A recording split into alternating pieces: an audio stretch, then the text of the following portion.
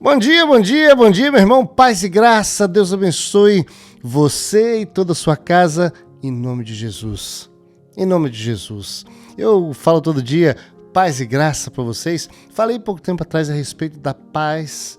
Que maravilhosa é a paz que a gente dá para os nossos irmãos. A gente abençoa com paz e recebe paz. A sua paz está nos lábios dos seus irmãos. E a paz dos seus irmãos estão nos seus lábios. Olha essa coisa maravilhosa. Mas sobre a graça, eu ontem conversando com meu pai e pude meditar um pouquinho na graça de Deus por nós. Que graça maravilhosa é essa? Nós vivemos num tempo de graça de Deus. E meu pai contou uma história lá do livro de Números, capítulo 15, e eu fiquei pensando a respeito desse texto, porque é um texto pesado, difícil, mas me mostrou muita graça de Deus para a nossa vida e quero falar para você. Lá em Números 15, versículo 30, diz o seguinte, mas um pouco da lei, né, de Deus, mas todo aquele que pecar com atitude desafiadora, seja natural da terra, ou seja estrangeiro residente, insulta ao Senhor e será eliminado do povo, por ter desprezado a palavra do Senhor e quebrado os seus mandamentos, terá que ser eliminado do povo. A regra de Deus era severa contra o pecado, contra o erro do homem. E ele vai ser eliminado do povo e a culpa será sobre ele. Certo dia, quando os israelitas estavam no deserto, encontraram um homem recolhendo lenha no dia de sábado. E aqueles homens o encontraram recolhendo lenha, levaram até Moisés e Arão e toda a comunidade que o prenderam, porque não sabiam o que deveria ser feito com um homem. Então o Senhor, o próprio Deus, disse a Moisés, Moisés, o homem terá que ser executado, vai ter que ser apedrejado. Tire-o para fora do arraial, o homem, tire-o para fora do arraial e execute o apedrejamento. Assim toda a comunidade o levaram para fora do acampamento, apedrejou-o até a morte, conforme o Senhor tinha ordenado a Moisés. E eu fiquei pensando, Deus foi extremamente severo. Trouxeram um homem que tinha pecado porque ele tinha quebrado a lei. Ele tinha trabalhado num dia de sábado que não podia trabalhar no dia de sábado. Hoje o nosso sábado é Jesus. Toda a nossa graça vem e é depositada em Jesus.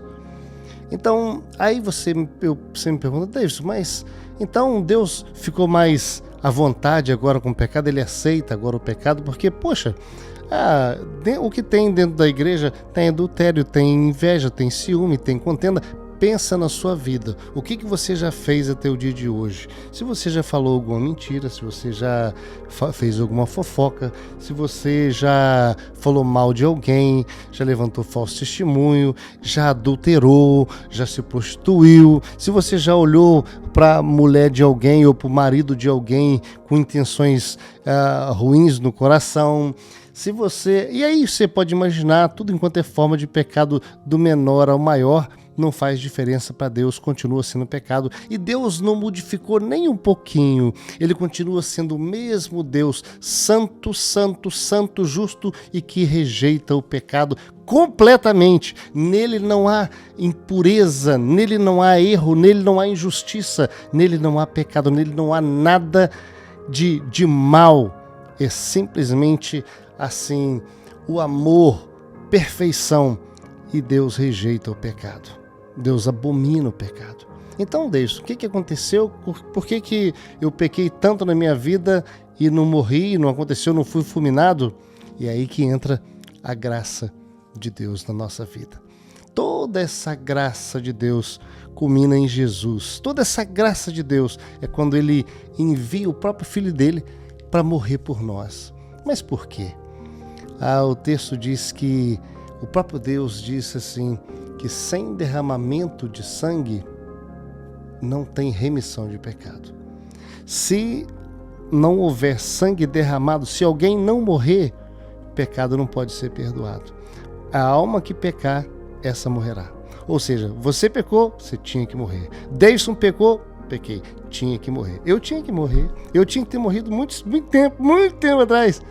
Mas o texto de Isaías 53 diz assim, ó: mas ele, Jesus, foi ferido por causa das nossas transgressões e foi moído por causa das nossas iniquidades. O pecado que nos traz a paz estava sobre ele, e sobre suas pisaduras nós fomos sarados.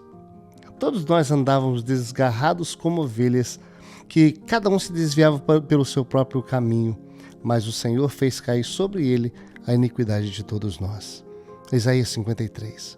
O próprio Deus fez cair sobre o seu filho, a sua iniquidade e a minha iniquidade, o seu pecado e o meu pecado. Aí agora Deus rejeita o pecado, continua rejeitando o pecado, mas a graça de Deus, porque todos pecaram e foram destituídos do reino de Deus. Todo mundo pecou, eu pequei, você, nós somos completamente destituídos. Você tinha que morrer, eu tinha que morrer.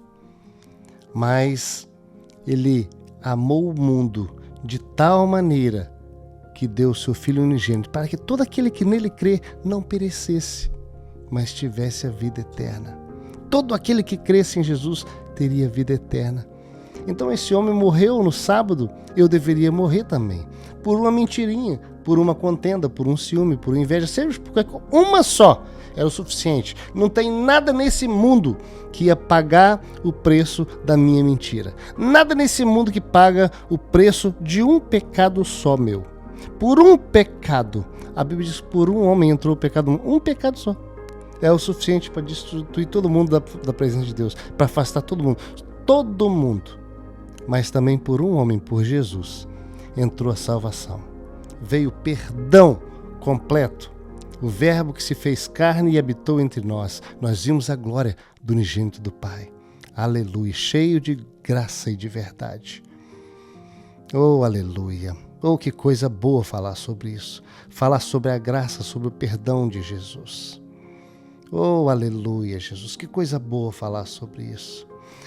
Você vê que lá em Pedro diz o seguinte: levando ele mesmo em seu corpo os nossos pecados sobre o madeiro, para que, mortos para os nossos pecados, pudéssemos viver para a justiça. Oh, aleluia! Mortos para os nossos pecados. Agora, meu irmão, aquela mentira que você falou, o seu erro, o seu adultério, o seu ciúme, a porfia, seja qualquer tipo de mentira, de contenda, de tudo que for que faz mal aos olhos de Deus, que é nojento aos olhos de Deus, prostituição, tudo. Jesus leva sobre o madeiro. Jesus leva sobre o madeiro. Tudo. O meu pecado e o seu pecado. Jesus leva sobre o madeiro, para que eu e você pudesse viver uma vida em graça. Então agora, Deus, o que eu posso fazer? Eu posso continuar pecando porque tudo já foi levado sobre o madeiro? Não, meu irmão. Jesus nos chamou para a santidade, Ele nos chamou para a luz. Ele nos tirou do reino das trevas e nos levou para o reino do Filho do seu amor. Isso que Deus fez conosco, para que a gente não pecasse de novo. Lá em Efésios diz o seguinte: por isso, deixando mentira, fale cada um a verdade com o seu próximo. Aquele que pecava não peque mais, aquele que falava mentira não fala mais, aquele que roubava não roube mais. Antes trabalhe e faça com que as suas próprias mãos tenham ao que tiver necessidade, para dar o que tiver necessidade. E diz assim: não saia da vossa boca nenhuma palavra torpe, apenas a que for boa, para promover edificação àqueles que te ouvem. E assim vai o texto de Efésios, capítulo 4, versículo 25 em diante. Não entristeçais o Espírito de Deus, no qual fosse selado para o dia da redenção. Toda amargura, cólera, inveja, ciúme e contendas seja tirada do meio de vós. Então, meu irmão, tem um padrão. Nós temos que viver uma vida de santidade. Tudo isso debaixo da graça de Jesus, porque Ele ganhou lá na cruz do Calvário. Do contrário, meu irmão, a gente não teria condições de nunca mais encontrar esse Deus maravilhoso. Agora Deus envia o próprio Filho para se tornar maldito, para se tornar maldição por causa da maldição do seu pecado e do meu pecado. Aquele homem que foi levado para fora do arraial e foi apedrejado.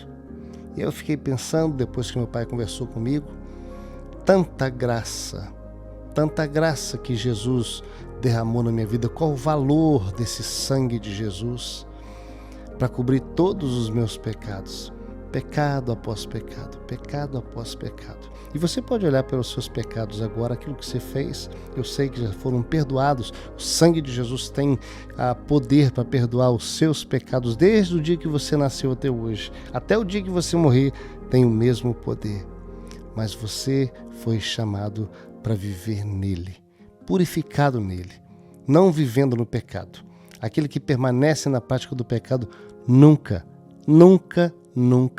conheceu a Jesus. Aquele que permanece no pecado é porque não conheceu a Jesus, não conheceu a graça. Vai viver no momento de graça e vai perder o perdão da graça de Jesus.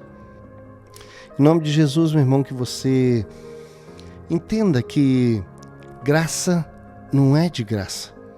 Custou muito caro. Graça não é um produto sem valor. Um produto é algo sem valor. Não, pelo contrário. Custou muito caro a sua graça. A graça de Jesus para a gente.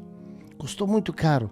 Custou o sangue de Jesus na cruz do Calvário. Um sofrimento incomparável de carregar o pecado do mundo sobre ele. Um sofrimento incomparado para quem é santo. E que você entenda isso e dê valor, se converta ao Senhor. Se converta, deixe o pecado, se converta ao Senhor. Em nome de Jesus, meu irmão. Deus te abençoe. Dê valor à graça que não foi de graça. Paz e graça.